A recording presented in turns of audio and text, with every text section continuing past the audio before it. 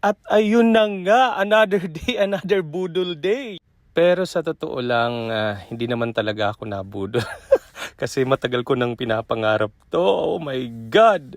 Dahil sa gustong gusto ko siya, Diyos ko po Lord. Araw-araw ko siyang binabalikan. Nagbabaka sakali na mag-sale, magkaroon ng discount. Kasi ayaw talaga nila magbigay ng discount.